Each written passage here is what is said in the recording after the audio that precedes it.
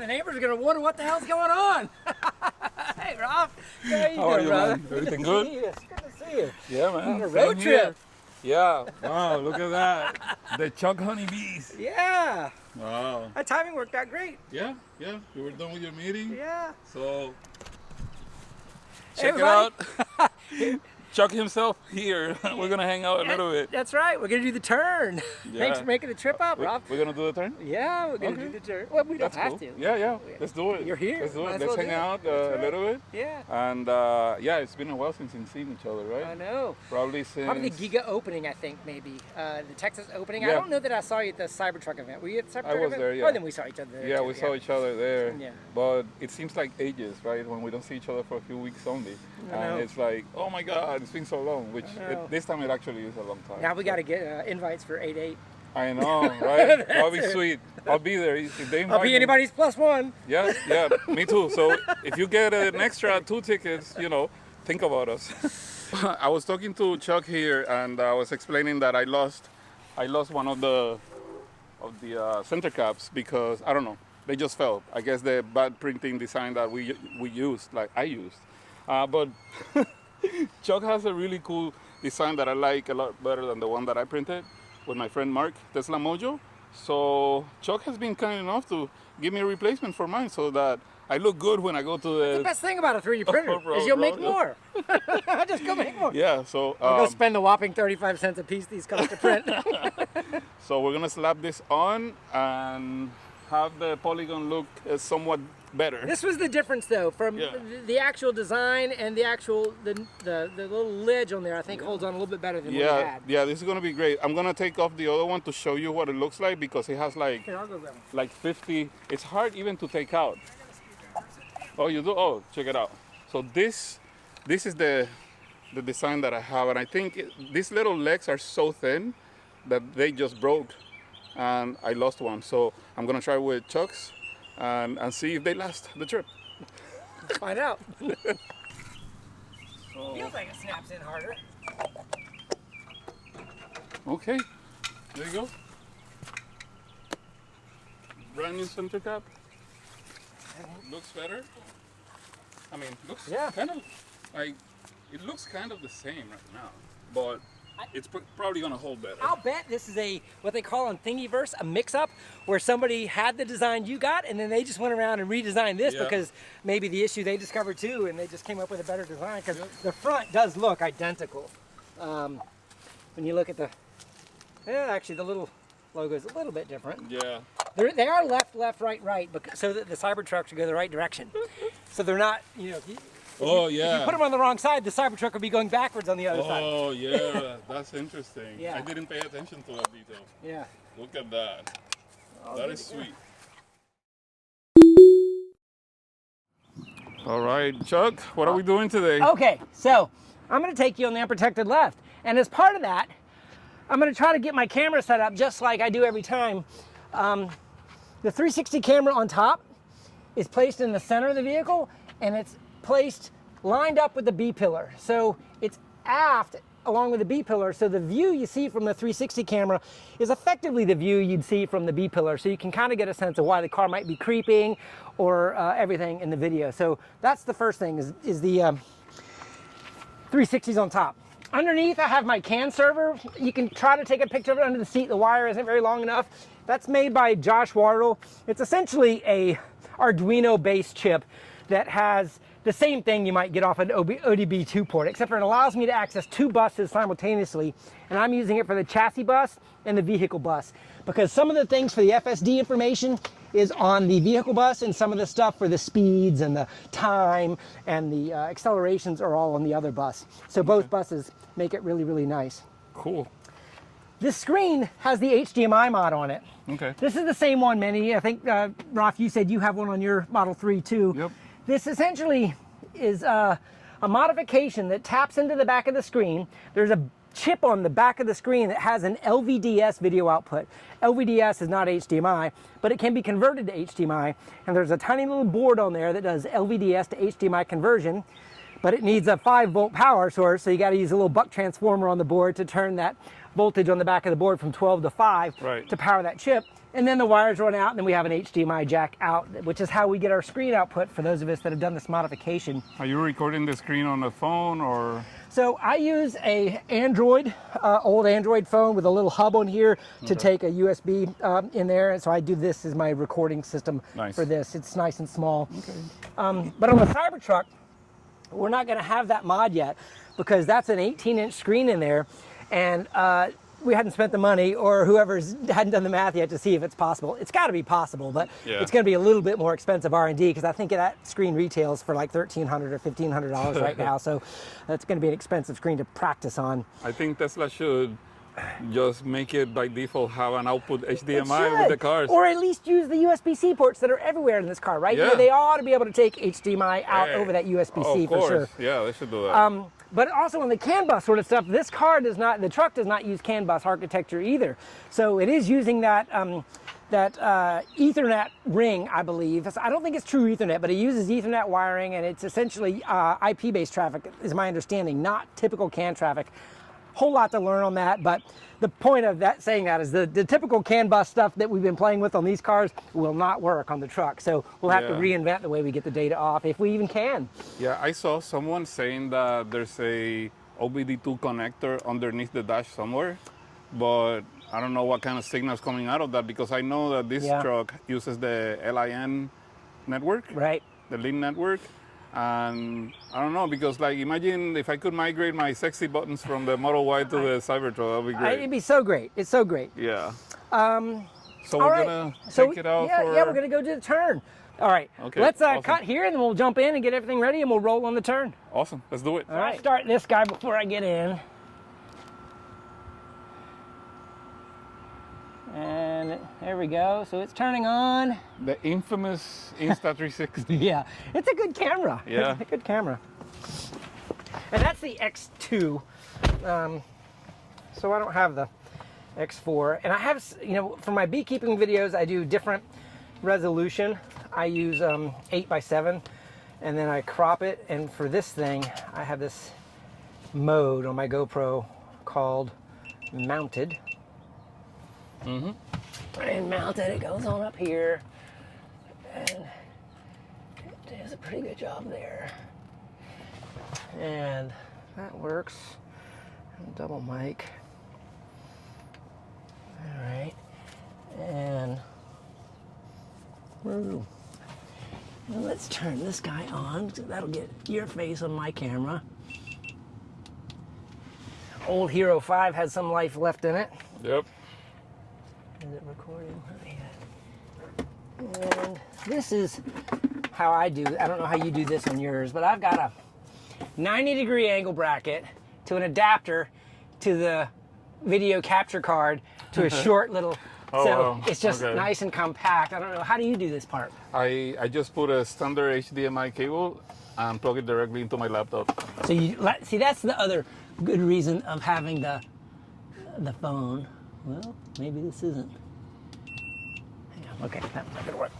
Okay, so then on this phone, unlike your laptop, I have to do two different things. I have to go turn my, so I log into the CAN server, because the CAN server down there has got its own Wi-Fi. So I'm logging into that, and then when I go to the CAN server, I go to Quick Logs, and here I go turn on my logging, and now this is my CAN server web page essentially, and now it's recording the CAN bus data. And then I go to this USB camera app, and I double check that resolution, everything looks good, and then I just hit record, and I just set this little lady right there, and it's nice and compact. Do you use like a clap or something for syncing the audio? Or you just find a common thing? I sync this with this by catching the second a minute changes. Okay. Right?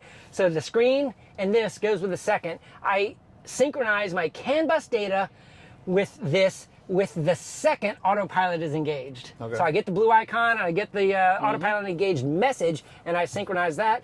And I synchronize the Insta360 with this front camera with two cars I see crossing each other at the intersection is how I do that. Got it. All right. I also use, and you may have this technique, I have a special profile for beta testing. Yep. And this has my blinker cameras turned off. This has those sort of things, so it's better for beta testing. And just so you can see, we're running 12.3.6 here because we do not have 12.4 yet. We did get some new navigation data not too long ago, I think, so that was actually kind of good. But all right, so we are gonna do, and oh, by the way, in the profile, you get your beta waypoints, which are nice, right? You don't have addresses for your, kids in there and things like that. So I usually just do FSD beta south, which makes the left turn at the unprotected left. And then as I kind of get out towards the turn is when I go through my checklist of, did I turn all my cameras on? Do I have my mics on? Is the power running? Is, everything. Mics are important. Okay, so as we go this direction, I try to get the navigation planner to log the turn, as it just did. So I'm just going to engage it here as we go to the stop sign, and we'll just get to see it do its stop. Now, I'll walk you through, this is a low traffic time. We're at 4 o'clock on a Thursday afternoon, so rush hour home traffic is probably not for another half an hour. We're going to have a lead car there, so that's good. So we'll have a little bit of he's probably going to turn right, looks like. Okay, so here we are at the turn. Here's where I normally go wide on the screen. I start to pivot, and there's the NHTSA stop. Here's the fence I want you to see here. You can't see anything. Right. A nice aggressive creep, and it's wide open to the left if it goes now. Well, It had a and chance. it's going to roll. And It's going to roll. Yep. It's going to roll because it's clear to the right. Oh. Okay, And that was got to stay good. in the left lane, and it did. That was good. So it actually did. So that was a decent two-part maneuver with a slow roll in the median. The fact it used to go to the middle lane and that car was oncoming, that was a 12.3 behavior with a pretty large gap. But did you feel the pause where you and I would have probably gone about a second before it actually went? Yeah, for sure. Yeah. But it did take off pretty good, like Yeah. aggressive, not aggressive, like bad aggressive, but like no hesitation. Exactly. I like that. And this is where I do, sometimes I do the U-turn here, or I just flip it around. Yeah. And I can here, it's just a little quarter mile away, and I can bang 10 of these out in 20, 30 minutes if the timing is right. Sometimes I try to time this traffic so I'm not always getting wide gaps. About a mile that way, there's a stoplight that does create like a little bit of a frequency wave of traffic. That sometimes, because obviously the car does great with no traffic. I mean, just like it does great driving at night. It's the decision making it has with each, oncoming cars like that coming out. How is it going to handle the crossing traffic? Yeah. And it, my car behaves exactly like this one right now. Does it? Yeah. So I'm used to those maneuvers. People don't understand how good it's getting. Yeah. Especially if you don't use it a lot and don't have a lot to compare it with. It's just, it's really mind-blowing when you think about it. It is so good at the beginning and end of, the middle of every drive. The beginning and end, it's kind of doing generic things like pulling over to the side of the road, or, it's not going to pull into your driveway yet, or it's not going to handle a parking lot real well yet. But sometimes it does parking lots great. So I don't know how to define exactly what it knows how to do. You know what I had happen once already? With the last update, I went to the supermarket, the Publix, and the car parked itself in a parking, I gave it the pin of the location, and it actually found the parking spot and it parked itself. I was surprised. Wow. I have not had that happen yet. So sometimes I'm looking through that fence for oncoming traffic just to see if I can get the timing right, to get a blank one. And then it comes out, it stops very consistently here at the stop sign. And then the slow creep, and there's the median and the creep limiter all posted there. All right, now we got some traffic it needs to wait for, but we're at a safe distance, but we're good here, yeah. It should go now. It should, and it's going to do a roller because no cars are coming. Oh, it needs to wait. There's a car coming. Yep. It was going to go. Yeah, it felt like it was going to go, but I thought it was going to just stop there. I hit the brake, and you're distant. The problem is that the car may well stop, but it's risky to do that. Yeah, because I've seen the car stopping at the last second, But the problem is that if you don't know, then you're putting on unnecessary risk. Yeah, it might have stopped, but it might have been a quarter in the car. And if that person had been on their phone and not swerved, or so many things can go wrong in that instant. Yep. So that is almost the exact same scenario of the last one, except for the oncoming car was in the middle lane last time, and we were able to take the closest lane. That time, there was a car very rapidly approaching at about 50 miles an hour in the closest lane, and it was not slowing down that I felt. And the fact that we had cars coming this way, I had to squeeze into the median and not leave my tail hanging out on the other side. And you did it manually? Yeah. Okay. Yeah. Well, you'll hear it on the camera. Oh, you're talking about this time that it happened. Yeah. Yep. All right, so this truck is crossing, and then we'll just do a U-turn. And that happens, and that's when I like to talk about safety and would it have stopped and would it not have stopped. If there's people out there driving the software, you don't mess around with that. Yeah. Protect yourself, protect your car, and do not assume that it's going to stop. Yep. It probably could have stopped, but exactly. I wasn't feeling the acceleration. Now, one of the great things about having that CAN bus data, I'm going to be able to sync this back up, and I'm going to see the torque on the wheels, whether or not it was slowing down before I disengaged or not, or whether or not it was considering. We can go back and look where the trajectory was. Yeah. If it was solid blue, it was going, but I didn't see it in real time. I imagine you didn't either. I was paying too much attention to the actual cars coming. That's right. You want to do one more? Yeah, let's do Okay, it. let's do one more. I usually reset it just so there's no navigation gremlins in there anybody can blame anything on. And then with this truck coming, I'm going to get out of the way and let him go.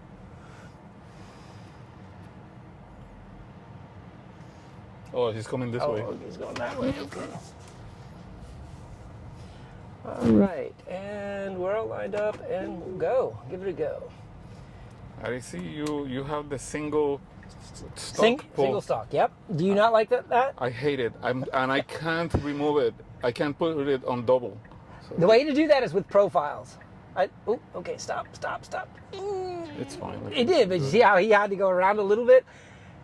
But I don't think the nose of the car is outside. It's not, but you can tell I was in that. Okay, you better go. Okay, that was good. Now, is it gonna wait? Okay, see how my rear end's in the lane right now? Yeah. Okay. And now he's gonna come into this lane and block the view. Yeah, watch this. There's cars coming. Yep, There's one making a yep. turn. The car should go, but it's not going to go because it doesn't have a good view. Yeah, and now there's a school bus coming, and it's quite an interesting scenario. So now, I can't see anything. Yeah, we are trapped. Now is the repeater there? And Wow. I can feel the cars moving, the actual tail of the car. Yep, we're trapped. Yeah, because this guy can't go because we're here, and we can't go because he's blocking the view, so we can't see anything. If it doesn't go now, I'm gonna maybe creep up a little bit. I'm gonna tap the accelerator. No, I got another car coming. This is hard, And I'm gonna creep. Okay, now I'm tapping the accelerator, and I let go of the accelerator. See? There were no cars coming, but we had no way of knowing because that SUV was in the middle. And the car was doing the right thing by waiting. It's just that other car was waiting on us. He couldn't see. I don't know how to solve that. I mean, obviously, I was looking through the glass of that car, which the Tesla can't do yet, look through glass. But that's how I made the decision to creep out, as I was looking through the glass for motion that I could see that I knew the Tesla couldn't. So that was a pretty good one. I wish I had that one with an overhead view also. Definitely a good adrenaline boost we got there. Yeah, I mean, every one of these is different. It is just so crazy how 3 lanes of traffic, and I know you have these in Miami too. This is not unique. Oh yeah, I have a bunch of them. Yeah, this is not unique, and everybody's like, they ought to put a traffic light at this intersection. There is a traffic light 1 block away. Yeah.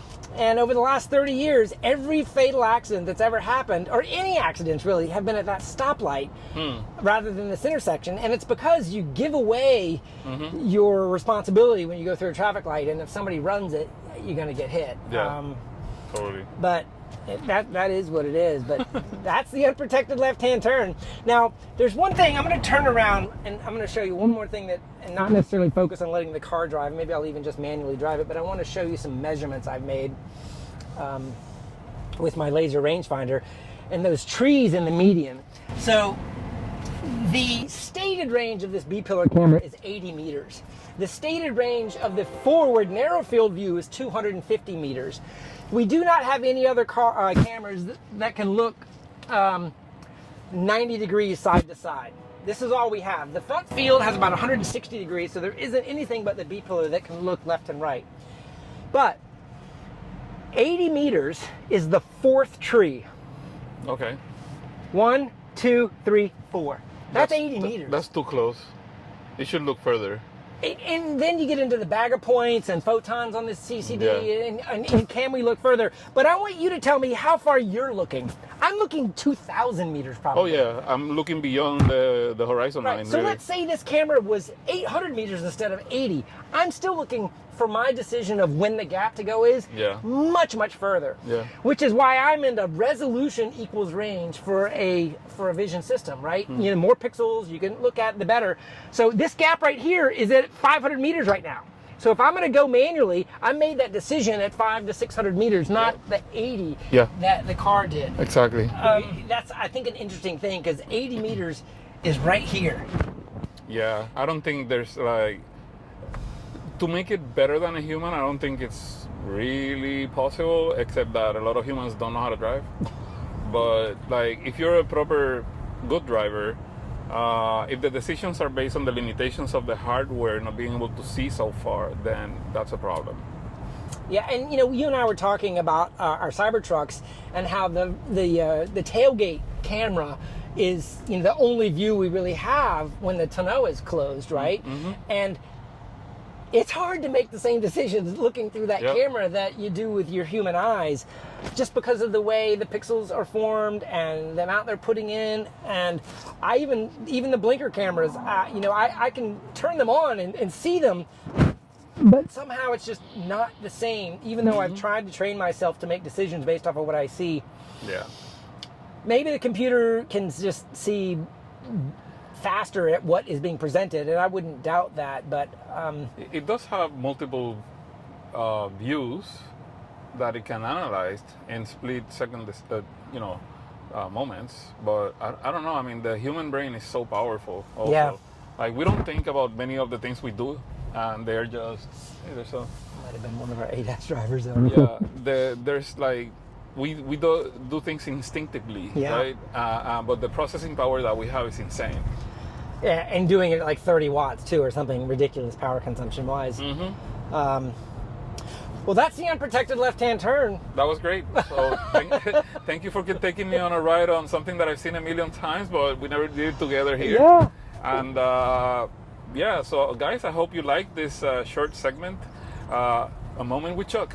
Yeah, you know, hey, I love the fact that, you know, people come up and want to check it out, because, you know, it's nothing unique, but the fact that we have seen it on video so many times and we're watching Tesla work their butts off to get this right, it is kind of fun to watch it happen in the space where it's happening. You know, it's funny because I have an unprotected left. It's actually protected that becomes unprotected, you know, with the lights, with the cycle, and it still doesn't do it right.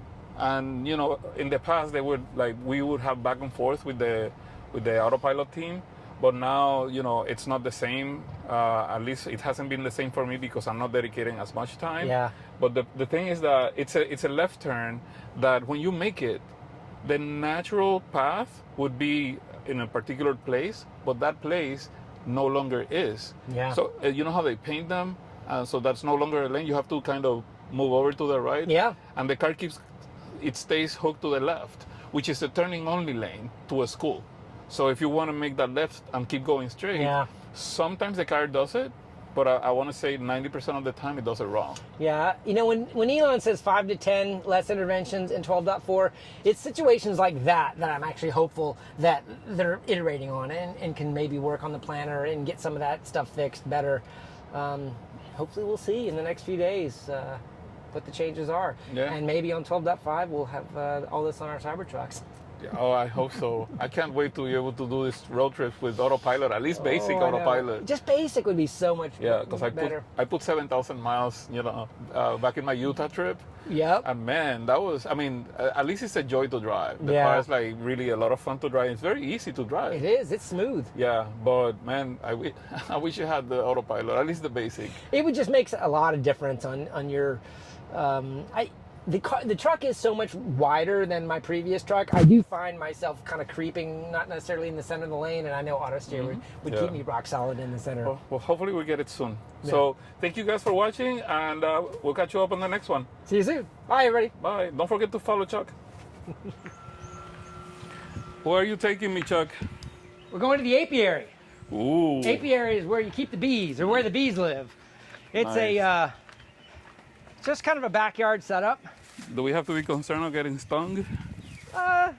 Sometimes, probably not. Sometimes. Are you allergic? I'm allergic to pain.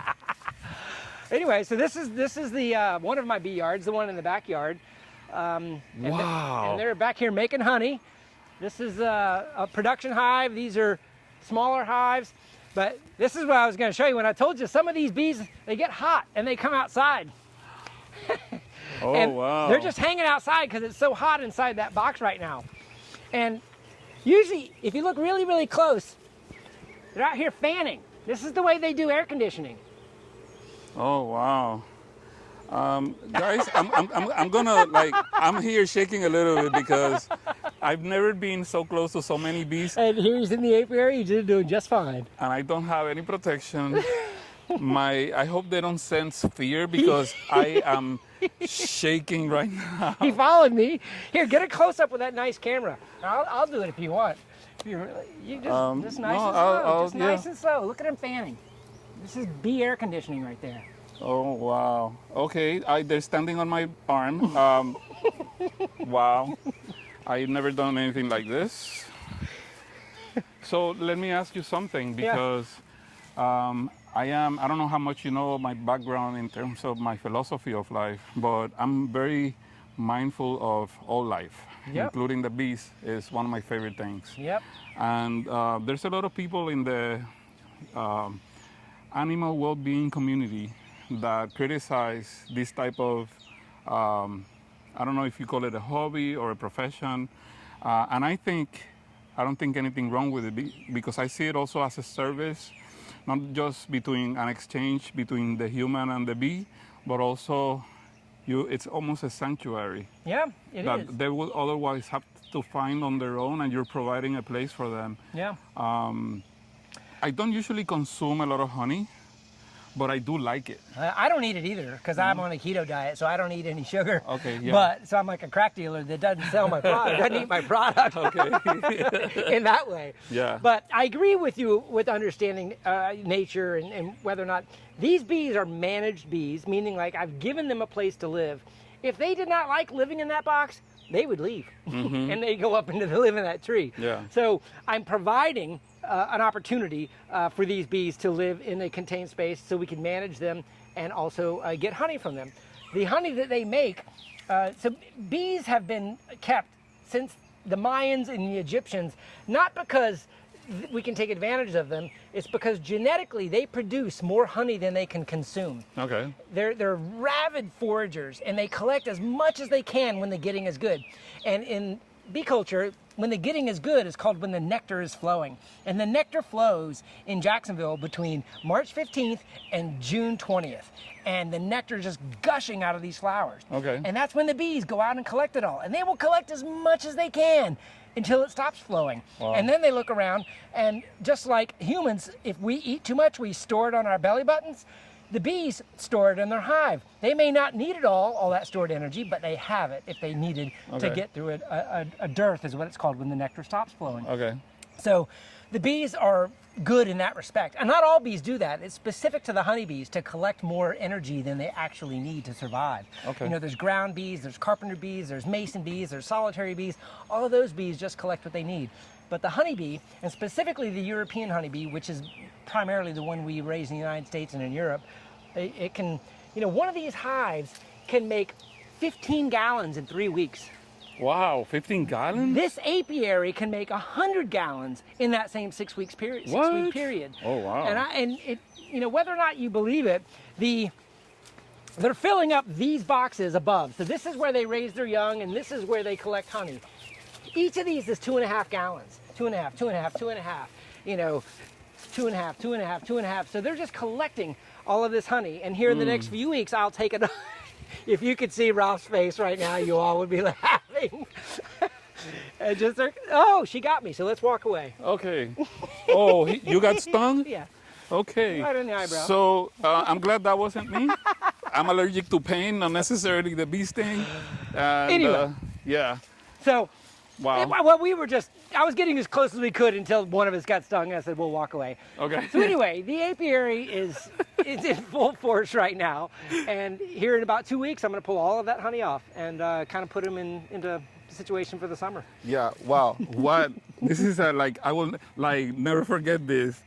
Probably even more than the drive, because I have the same car. You can do that yourself. I can do it myself, but this is like something else, man. Yeah. Really appreciate it. Thank you so much for the experience. A lot of fun. Yeah, and Glad to have you.